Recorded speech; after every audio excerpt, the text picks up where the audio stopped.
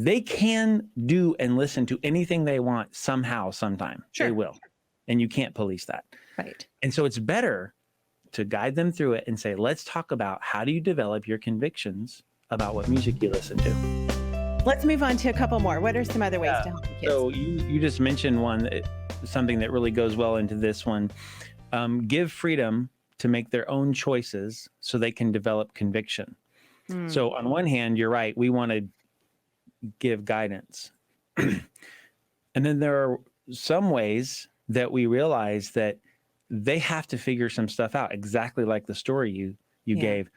And even more important than just that kind of thing is moral decisions, or moral decisions where the example I think of right now is music. And so it's easy right now, for example, say, oh, I want a Spotify account. Okay, well, then you've just opened the entire world of music up to them, and they can, so it's like, I don't know if we want to do that or when or how, but I have chosen to say, okay, you can, and we're going to have some discussions, and for a while, I'm going to know what you're listening to, and et cetera. But at some point, they have to decide, what kind of music am I going to listen to? Yeah. Because they can do and listen to anything they want somehow, sometime. Sure. They will. And you can't police that. Right. And so it's better to guide them through it and say, let's talk about how do you develop your convictions about what music you listen to? And they have to develop it, and they have to make decisions. So a lot of times my kids at some point have explored. Have some point, I'm like, you are listening to that, Yeah.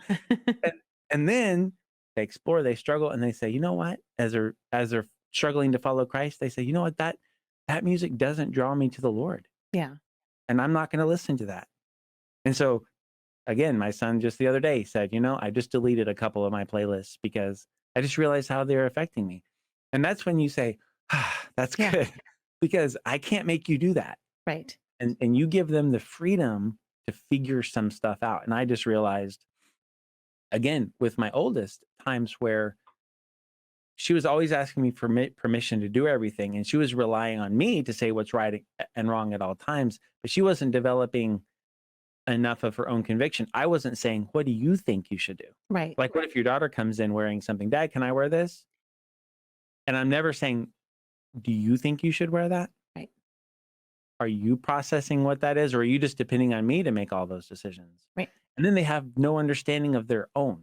So giving them that freedom to develop their conviction, making their own decisions about some things within reason, in a safe place, helps them become self-motivated, helps them to follow Christ. Oh, that is such an excellent point.